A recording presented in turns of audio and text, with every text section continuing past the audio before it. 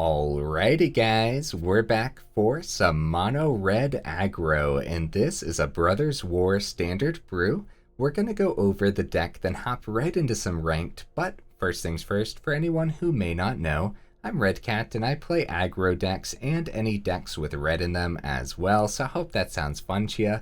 Also, we do got that Discord link down in the description if you're interested in joining that up. Okay, what do we got in the build here? We should go over the new cards first. We got 3 Feldon Ronom Excavators. This is a 2-mana 2/2 legendary creature with haste. It can't block, and whenever Feldon is dealt damage, exile that many cards from the top of your library. Choose one of them. Until the end of your next turn, you may play that card. Honestly, seems pretty good. We're trying out 3 here. I think it's going to be worth having 3, and I think it's going to put in a lot of work today as well. But we'll see, right? We got 4 Giant Cindermaws. This is a 3-mana 4/3 with trample. Players can't gain life. Nice. I think this is going to come in handy in mono red, but we'll see, huh? Oh, also it's uncommon, which is pretty sweet, right? There's also going to be ways in this build to give it haste, which sounds pretty powerful, so. Alright, Mishra's Foundry is the last new card in here somehow. You could tap it for a colorless mana. You can pay 2, and Foundry becomes a 2/2 assembly worker artifact creature until end of turn. It's still a land. And then the bottom ability doesn't matter, but I'll go over it real quick. You can pay 1 and tap it to have target attacking assembly worker get +2/+2 until end of turn. So that would be important if we had multiple Mishra's Foundries in here, but we don't, and I don't think it would be worth having multiple, but I'm not really sure. I guess it's going to depend what the meta looks like overall, but in this deck in particular, it's going to be pretty important to have like multiple red sources early on, so you can drop like a Kumano and like a Phoenix Chick on the same turn, for example. So we'll see. We might talk more about more Foundries in the final thoughts, right? So what else do we got in the build? Well, we got a single Hammerhand, just a terrific aura. Generally speaking, when I play a deck like this, I like to have more than one Hammerhand, but I could only find room for one, and I think the one is going to be completely fine in this build. We got 4 Kumano faces Kakkazan because we like to win sometimes, right? Just a terrific 1-drop. We got 4 Phoenix Chick here. This is a 1-mana 1/1. It also can't block, so that's going to be interesting when we have Feldon and Phoenix Chick on the board, and we're just letting our opponents smack our face because our creatures can't block. But overall, at that point, hopefully we're making them sweat a little bit. Phoenix Chick is great because of that evasion as well. Also, you use that bottom ability a lot more than you would ever expect, so something to keep your eye on, I suppose. Got 4 Play with Fires, just amazing early game removal that can also smack your opponent's face and get you that Scry 1. Sounds good to me. It's going to be hitting a lot of Brutal Cathars right now because a lot of people are playing soldiers, so nice. We got 2 Shivan Devastators. This is an X and a red, flying haste 0/0, enters the battlefield with X +1/+1 counters on it. Sweet. I think this card's going to be pretty cool to like grab with the Feldon ability or something and then just slam it down and win the game. That would be epic. Or slam it down on your next turn, right? Because, I don't know, Feldon's ability is pretty sweet. Yeah, until the end of your next turn. So, what else do we got here? We got a couple lightning strikes. Yep, it's just a good instant, isn't it? We got 4 Radha's Firebrands, 2-mana 3/1. When it attacks target creature defending player controls with power less than Radha Firebrand's power, can't block this turn. That bottom domain ability in this deck is going to cost 5 mana to go ahead and give it +2/+2. You can only activate that once each turn, which it's already pretty expensive. You're probably only activating it once anyways. And when you are activating that ability in this build, you're probably closing out the game, which is pretty sweet. And it does happen, by the way, so it's worth going over. Okay, we got 4 Reckless Stormseekers in here. At its worst, it's a 3-mana 3/3 with haste. So, yeah, at its best, it just does a whole bunch of stuff. We can give haste to like our Giant Cindermaw, for example. We can give haste to our Radha's Firebrand, which is pretty good because we're also boosting that power too. So it's going to be terrific in here. We got a single Squee, Dubious Monarch, 3 mana 2/2 with haste. Those extra little goblins when you attack with Squee are pretty devastating for the opponent, because there's always like this weird moment where the opponent has to decide, do they block the Squee or do they just take out the goblin right now? So Squee's going to be worth having in here, I think. Also, bottom ability, having 4 other cards in your graveyard just isn't hard at all, because your opponent's killing your creatures left and right anyways because they have an infinite amount of removal in their deck. So being able to bring Squee back with the bodies of the other creatures that the opponent just lobbed into your graveyard, I don't know. I love Squee, one of my favorite cards from Dominaria. On the very top end, we got 4 Thundering Raiju. Yep. 4 mana 3/3 with haste. When it attacks, put a +1/+1 counter on target creature you control. You guys know what Raiju does. I just feel like reading it for some reason. Then Thundering Raiju deals X damage to each opponent, where X is the number of modified creatures you control other than Thundering Raiju. So we can modify creatures with Hammerhand. Phoenix Chick comes back with counters on it. Devastator has counters as well. The second chapter on Kumano gives counters, which is pretty cool, right? So lots of ways to get modified creatures. And then of course Raiju also modifies your creatures too. Definitely worth having in here. Turn 4 Raiju and then turn 5 Raiju usually just like closes up a game, right? Like 2 Raijus in a row. So yeah, definitely worth the 4 of. 23 total mana. Of course, one of them's the Foundry that I went over. One of them is the Crucible of Defiance, and then 21 Mountains. I do think the 23 is going to be enough, but we'll see, right? I think if we go up to 24, we might end up flooding out, but we do want to see that 4th mana in time for the Raiju as well. So yeah, we'll see. I think 23 is fine.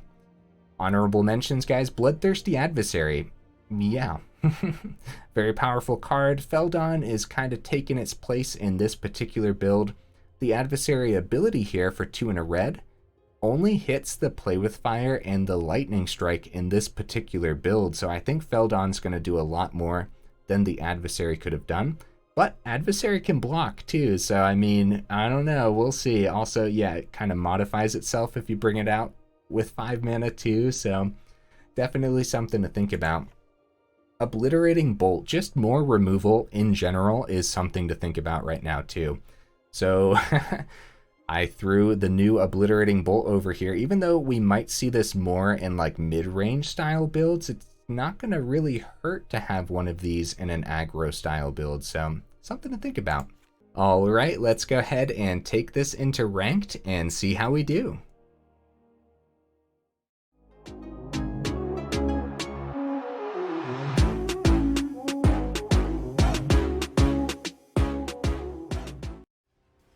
Alright, we'll see if we can get right into the first match here. Heck yeah, we do. There are a ton of people playing right now. Let's see what you're bringing to the table, opponent. I'm excited. I'm excited to see new things. I'm excited to learn. Great hand. The old 1, 2, 3. My goodness. 1, 2, 3, 4. We got our mountain. Wow. If we're actually allowed keeping these creatures, like this could be clean. All right, let's swing in the air first. Gotta be careful with the Guardian, but it looks like they're gonna try to be just as aggressive. Guardian tells me that Sarah Paragon's probably in this build, and it might be Mardu Angels, which, ooh, that would be pretty insane. Fable of the Mirror Breaker, keep a blocker for Radha's Firebrand, right? They could have kept the Shaman, but I guess they want to be able to give Guardian indestructible, huh? So preventing their life gain's probably pretty good. I'd rather make the Guardian unblockable and then... Oh, that's right. Yeah, they needed to keep both open. Okay. We'll go like this. Because they can give indestructible to this. This prevents a little bit. Like, that was a pretty solid draw. There we go. That was a that was a terrific draw, actually. As much as I wanted to get the Cindermaw down, this prevents a little bit of ramp. It let us get another swing in as well, so it really comes down to if the opponent's going to be able to take care of these creatures in the next couple turns. And I mean all the creatures, too. Okay, see, Raiju can come down successfully here. If we want Raiju. Play with fire. Oh my goodness, these draws, guys. That is nasty. It's too bad Cindermaw doesn't have haste, but yeah, that would be that would be ridiculous. Yeah, we'll take out the Shaman before combat. We'll get that swing. We have Cindermaw to play here. Guardian can't block. Just absolutely terrific draws this game, guys. I'm not complaining, though.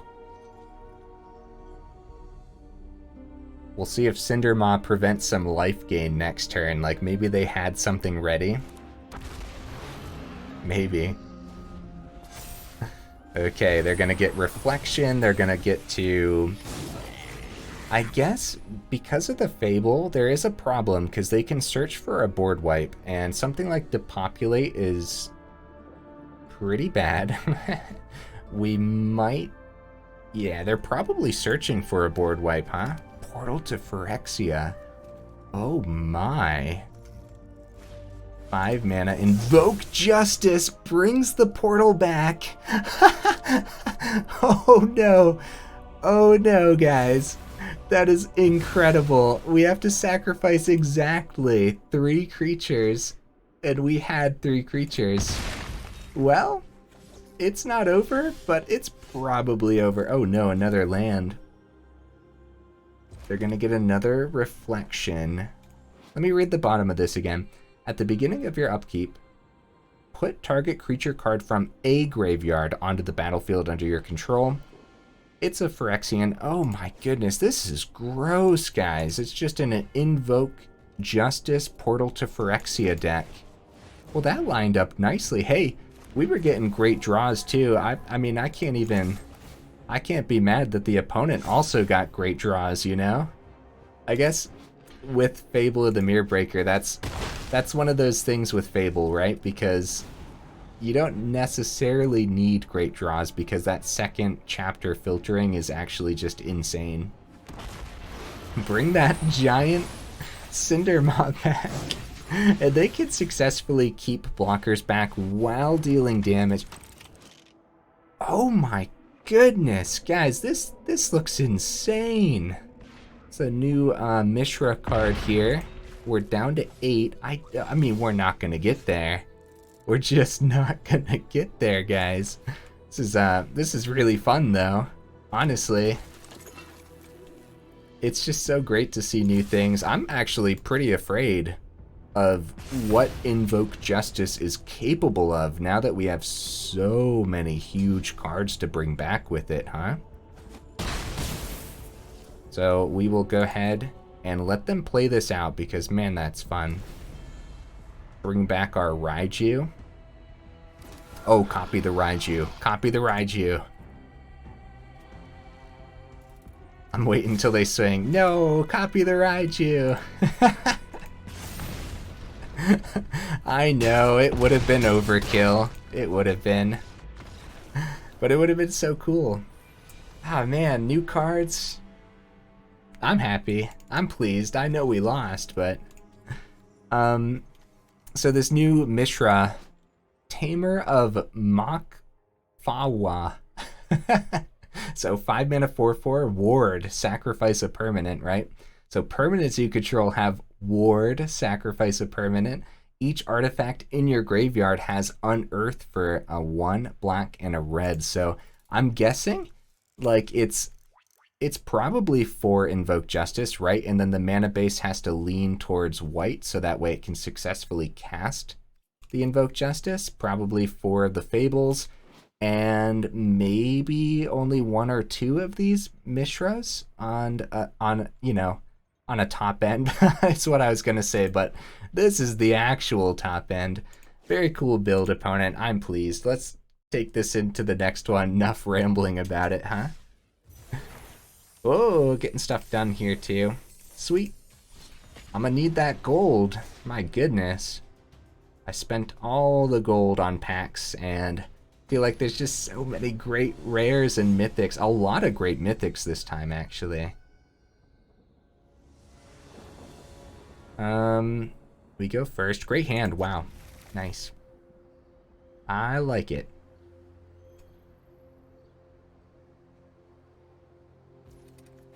Okay. Phoenix Chick. Look, we actually go first too. This is terrific. This is ideal. We probably just go Devastator here, right? I guess we want to be a little bit cautious because we don't know what the opponent's running.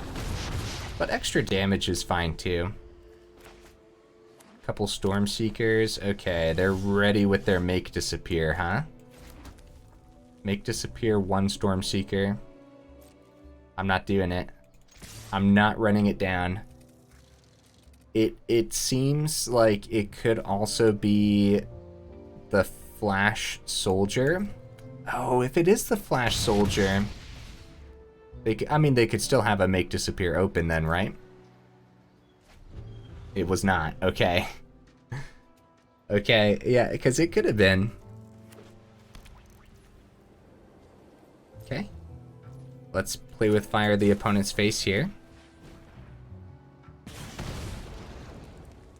Do we want the mana? Yeah, I guess we want the mana. Could Devastator for one and play around and Make Disappear that way. The opponent not playing anything all game is concerning to say the least. This has to be like removal too, right?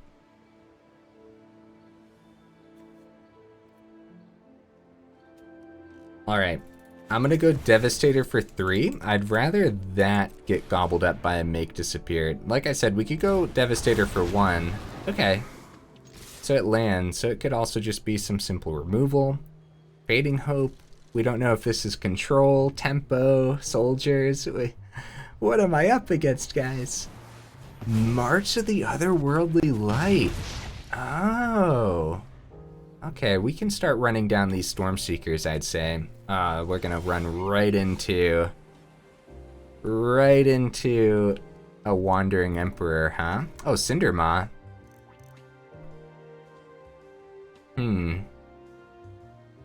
Do we care about the life gain? Cindermaw shouldn't be countered. I guess we'll go Stormseeker. No. I'm gonna go Cindermaw, and we're gonna do this before combat, because then when we attack and they drop the Emperor, they won't get the +2 life from the minus ability on the Emperor. Okay. So I guess Phoenix Chick, yep, would be the better choice here because of the bottom ability. Yeah, Wandering Emperor's a pain, so I'm guessing they're gonna pass it back. This looks like some control. Mech Hanger. Huh. I haven't seen this in, Oh! Oh, more new cards. Oh, I'm so proud of the opponents today. Okay. Well, Surge Engine might be a problem. Blocks really well, huh? Wow. Yeah, that's a problem. Look, we get to play around and Make Disappear now, but I mean, giving this to, like, the Devastator lets us attack Wandering Emperor, but it's gotta be more removal in the opponent's hand, right? Giving it to Cindermaw also lets us attack the Emperor. It's like, it's probably a lose-lose. I'll go Devastator because I'd rather keep the Cindermaw on the board, I'd say. Probably a trade. Probably. Unless they do have that removal in hand. A board wipe would be bad. Them only taking one. I guess it's fine. I guess, yeah. That wasn't the original plan, but the more it sat there looking like it wanted to attack, the more, I guess. Yeah, see, like, that's fine. It gets the Surge Engine off the board. Thirst for Discovery. Okay, well, let's see what they put in the grave here as they restock their hand. Oh no, next turn is 6 mana. Ah, Farewell would be awful. Would there be any way to come back from a Farewell? There's their 6th mana. Losing the creatures on board right now. Oh, the Farewell. Oh no. Oh. Well, at least the Stormseeker comes down. Let's see if we can get there, guys. It's funny how predictable and yet unpredictable the opponent's deck has been, right? Yeah, Bankbuster, that makes sense with the Mech Hanger. Pretty cool. Oh, great draw, guys. Terrific draw. Anything with haste. Well, I guess any creature, right? Since we have Stormseeker on the board here. Which one do we want them to target? I guess the Feldon would be better for them to remove, since Stormseeker lets us hit any creature off the top. A second Wandering Emperor would be pretty bad. I wonder if they would go -2 on Stormseeker or the Feldon. Probably Stormseeker, since they would gain 2 from the Emperor. They can power up the Bankbuster with the Mech Hanger. I just went over that. For some reason, I thought this cost more mana. No, yeah, it's 3 and a tap. They had... Oh, the Depopulate anyways. Oh, a mountain. Oh, I'm not giving up because we have another... Oh, no, we don't. That's both of our Devastators. We have Lightning Strike in the deck. That's a thing we could draw, I guess. So was it still worth the attack into the Bankbuster? Probably, since the Depopulate was coming next turn. It was probably still worth it. And they didn't want to block the Feldon, because if they did, we would have been able to see 4 cards deep. Look at this, guys. We're still in this. Now we can potentially top deck like a Play with Fire. Wandering Emperor, why? Okay, how far are we in the video? Okay. Couple more draws, guys, and then we'll give it to the opponent, because that's probably the nail in the coffin, unfortunately, because they gained the 2 life back, so there's not a whole lot we could draw off the top. Not even a Raiju closes this game now, so... Wow, they're going for a swing. Maybe they can close the game out soon, because they can go minus here and then power up the Hearse next turn too. Okay, one more draw, one more. Unless it looks like they're going to be able to close the game in 2 turns, then we'll let them close it out, because I do appreciate when a control deck actually knows how to finish a game, so... So if they could do that, that would be awesome. It looks like they're going to, too. Yeah, this is 8 damage, and they can do it again next turn. Let's let them finish this, guys. I think that... Oh, nice. Kumano's pretty good. But yeah, unfortunately, too little too late, I suppose, right? Pretty cool, man. The Surge Engine was the new card that they added here, and pretty cool addition, honestly. I wonder if there's anything else that plays with these artifacts. Oh, good game, opponent. Very good game. Well, a couple losses in a row. It's not gonna hold me back. Let's keep on going. I think we have a ton of power going on here. I think Standard's really scary right now, too. My goodness. I mean, one day we're scheduled for a victory. One day soon. Maybe this day. Maybe this match. Alright, opponent, what you bringing to the table, buddy? Yeah, I feel a lot more power in this deck, more so than the last mono red so far. It feels like it's more consistent draws as well. Like, this hand's pretty good. No 1-drop, but like, opponent goes first, we could draw a 1-drop. We actually see Foundry this game too. Okay, let's keep it. I'd love to see that Foundry come into play.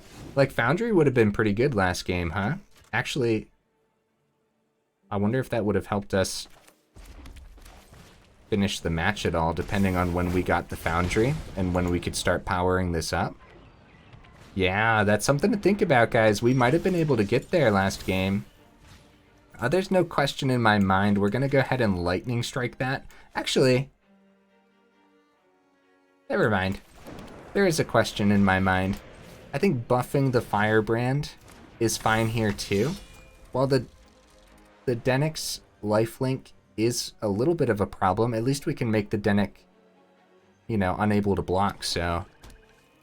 We have the Cindermaw as well for next turn. Also, Stormseeker next turn, turn 4 Cindermaw sounds pretty cool. Go for the throat. Another new card. A little less impressive than the Surge Engine from the last game, though. Okay, another Stormseeker. I'm gonna go Stormseekers here. I realize that the life gain sucks, but the fact that we can have a hasty Cindermaw next turn sounds awesome.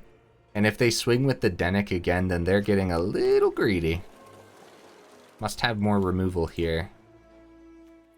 I feel it. I feel it in my bones. Oh, swing first, then the... Oh, switching it to nighttime. Okay. Well. Yeah, the life gain's a problem. I guess Cindermaw can come down, but now it really feels like it's all going to get removed, huh? So maybe it's going to be Firebrand, keep Lightning Strike open instead. How long do I want to wait on the Cindermaw, though? I feel like it's pretty greedy to wait on it. We'll keep the Lightning Strike open. I guess this could be a Wandering Emperor. Let's see what happens here.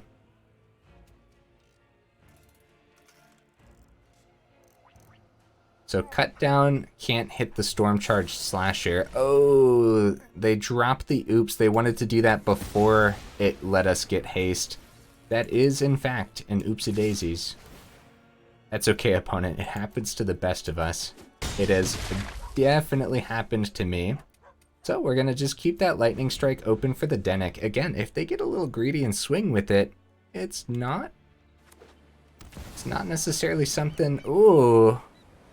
Oh, let's see what they do here. If they go draw a card, then we're going to hit Dennick with the Lightning Strike and then take out the Teferi by swinging next turn. So yeah, whenever you draw a card, put a loyalty counter. Oh, they go for the 2/2. Yep.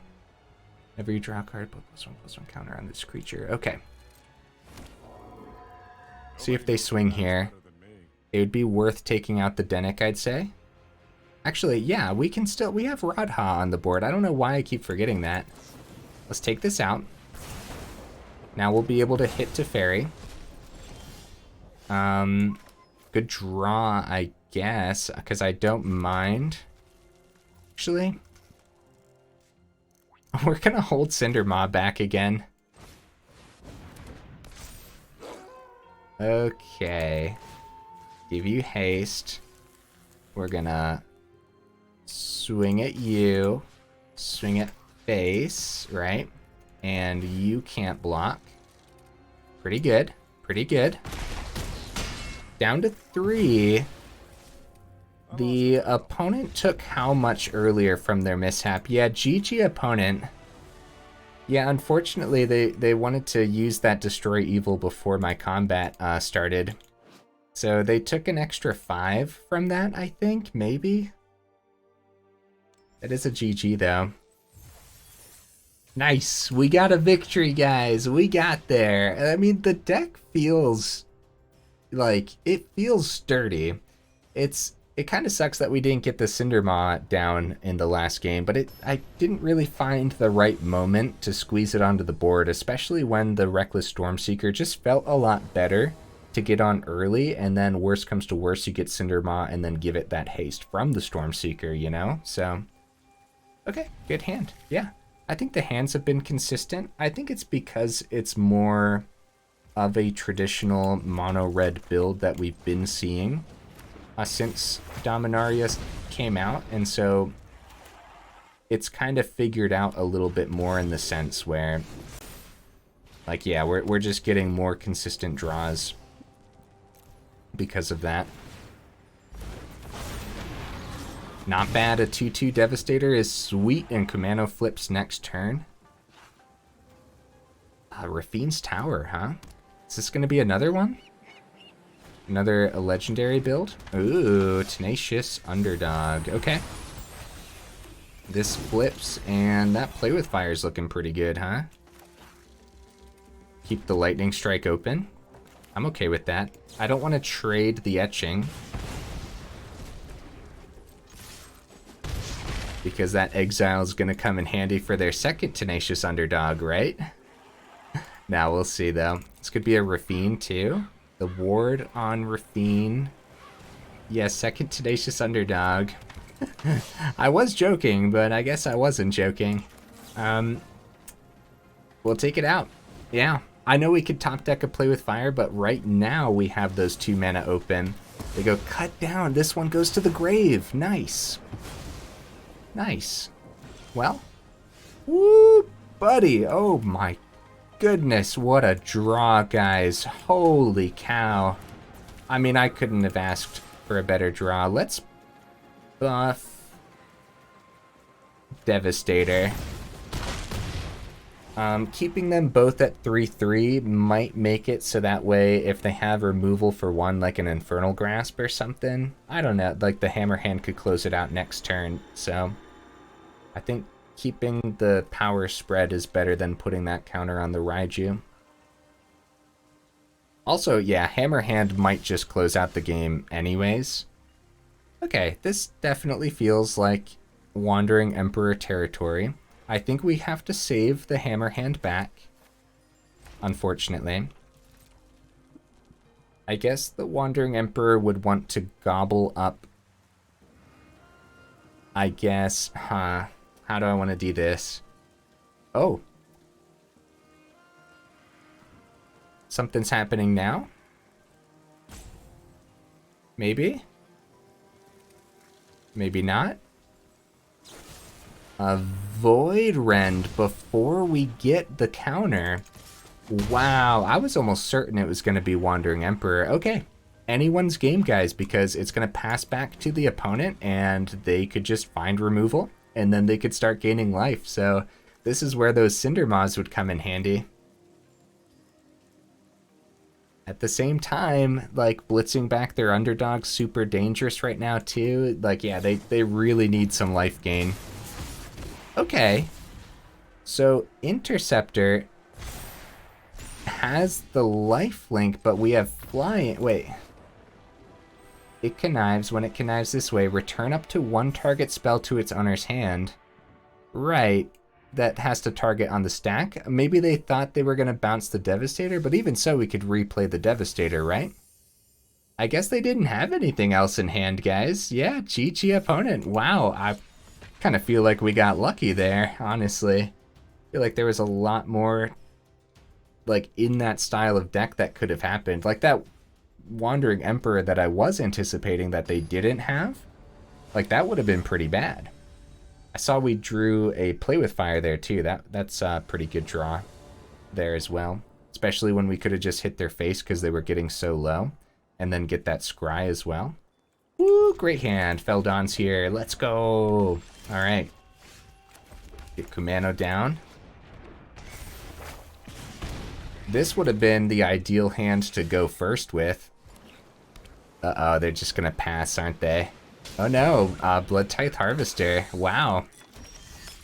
So unfortunately, now if we go Feldon, it's like almost a definite block. But with Feldon, we get to look 3 deep in our deck and find one that we want to play. That being said, we could just Lightning Strike this turn, or Phoenix Chick, get the other Commando down. Yeah, let's hold it back for now. I like that more. A lot of options here, guys. A lot of options. could top deck a land to get Squee down too. Squee's a much worse block for the Harvester. Unless they have Trespassers in the deck, which they probably do now that I'm thinking about it. It's probably going to be Grixis Invoke Despair. Gonna take care of the Phoenix chick. See, now the Feldon might be able to come down. Corpse Appraiser. Okay, take out that Phoenix chick. I don't like how that goblin laughed at me. How dare. Okay. Kumano, 3/3 Squee sounds good. But also just hitting that lightning strike on the Appraiser. I guess we could always do that next turn too. Trades with Feldon. Trades with Squee and we get a 1/1 and maybe full swing. Maybe they don't trade. Tough decisions, guys. I'm gonna get Squee down and keep the etching back, and I'm just gonna attack with Squee. And they might block the 1/1 and we might get 3 damage through. Nice. Nice. That's perfect, unless they have a plan here, which could happen.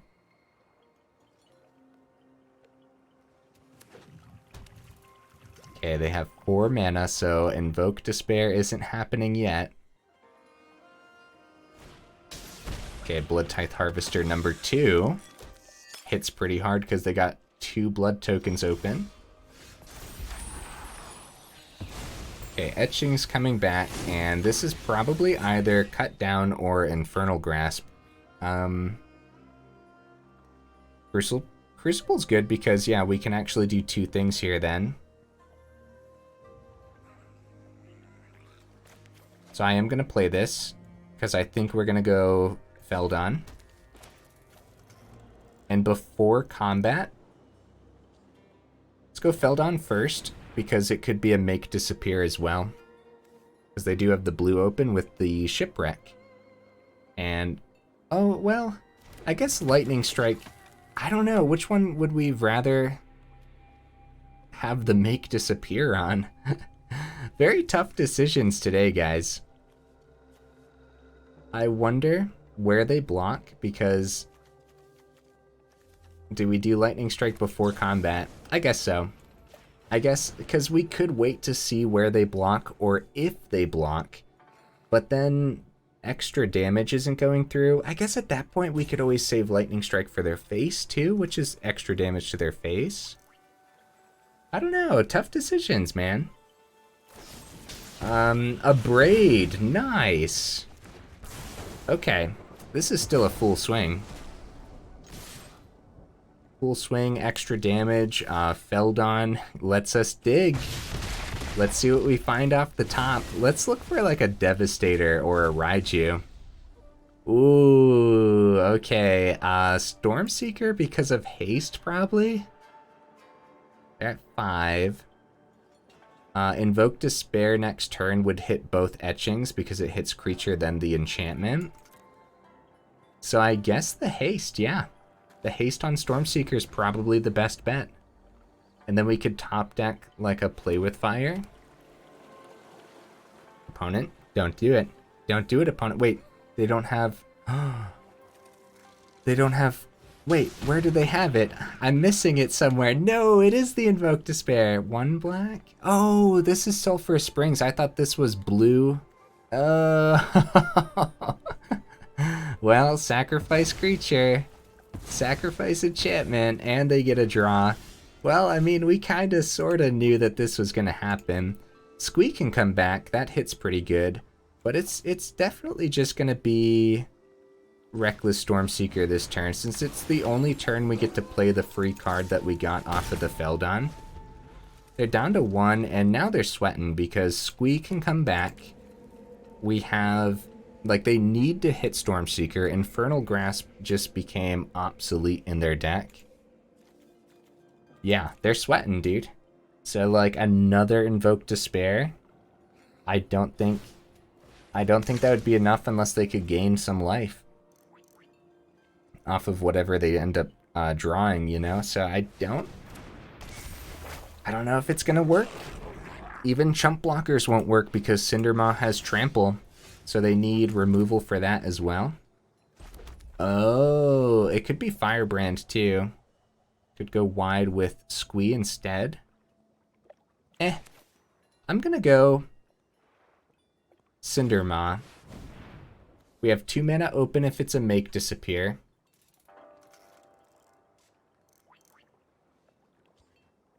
The big thing here is cut down still hits Stormseeker. Oh, it's gonna be a cut down.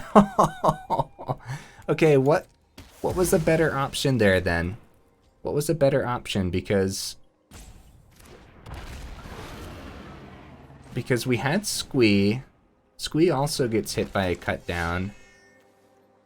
I think the opponent's still on the run. Cindermaw makes it so that way they can't gain life, so they have to remove Cindermaw before pulling something fancy. Firebrand makes it so that way the Shaman can't block, and we still have the ability to bring Squee back. But yeah, I wonder if there's a better way. If we were anticipating cut down to hit Stormseeker, I guess it would have been Squee. Corpse Appraiser. Oh, the Squee! The Squee, guys! There's no way. They're not bringing this back. They're not bringing this back, guys. They get a couple draws. Oh, man. Come on, guys. Well, we have the Foundry, too. Let's not forget the Foundry. Yeah! GG opponent! Let's go! So, they would have needed a lot there, because even if we drew a mana, we had the Foundry to power up. We were going to swing and make the 2/2 unable to block. We had trample on the Cindermaw. They couldn't gain life. Like, they were on the run, guys. Let's go. Oh my goodness. I guess let's go ahead and, yeah, end on a high note. Let's go over the deck again real quick. I kind of forget how many matches we ended up playing, but they were really fun matches and a very, very fun deck to play. I do think I like this more than the other mono red deck that I put up the other day. Okay, so, what I want to say about this, man, Raiju's amazing, Squee's amazing, Stormseeker's amazing. You know what, guys? I like the Cindermaw. I like it. I like it a lot, actually. There were some times where we were just like, oh, but we might as well just play Stormseeker, right? And that's probably going to be the case in most cases. Even if this was a different or better 3-drop, there's still going to be cases where you're just like, we'll get Stormseeker down first because next turn it can get the other one haste. So, competitive because it's in the 3-drop spot, but at the same time, worth it. And you know what? It's worth having trample in mono red too. I think trample is one of those things that, you know, you see in like green, or trample goes into Gruul decks, you know? So I think having the trample here is very, very important. Did we get to see it actually stop life gain today? I don't think so, but oh yeah. It stopped the life gain from the Wandering Emperor, right? Yeah, that was pretty sick. I love this card, guys. It's uncommon. That is sweet. This is definitely worth like trying out at least. If you wanted to, if you think it's a little greedy, because not all the opponents are gaining life and stuff, you could probably drop it down to 2. I would add more removal at that point, but at the same time, you might be a little disappointed. It might ruin the flow of the deck a little bit, which I think the deck flows quite nicely overall. Terrific draws, terrific lines of play. Devastator was awesome, which I'm not surprised by at all, right? Play with Fire, Phoenix, Chick, Kumano. The Hammerhand came in handy today, right? Or no, it would have come in handy? Question mark? I kind of forget. I'm sorry, guys. I just play the matches and then I already forget half of them. I apologize. Oh, Feldon was sweet too. Guys, the new additions to Mono Red, I like it. I like this build a lot. There's still a lot of different ways to put together Mono Red though, so just something to think about, I guess, is this is one of the ways. Definitely look into Feldon if you haven't already, because think about that free draw. It's not an actual draw, but you guys know what I mean. Finding the Stormseeker and being able to play it. It's pretty good, man. That's pretty good. Also, just the haste, too. Yeah, wow. Okay, I'm impressed. Foundry almost came in handy, too, so I still don't think we want 2 of these, but it's going to depend what the meta ends up looking like. If we are desperate and we really need creature lands and like, oh, the opponents keep wiping the board, at least we have our Foundry. If that becomes a thing, then I guess we'd want more, but there's still going to be those moments where you might only see the Foundries and then, or are a couple Foundries in a mountain in your opening hand, and now you can't play a Kumano and a Phoenix Chick on the same turn, or a Play with Fire and a Phoenix Chick, you know? So really something to think about, I guess. I guess like the 2 and the 3 drops would allow for a couple extra Foundries, but yeah, overall, I'm satisfied with 1. Okay, guys, if you made it this far into the video, then y'all are champions, and I super duper appreciate you, and I will see you in the next video.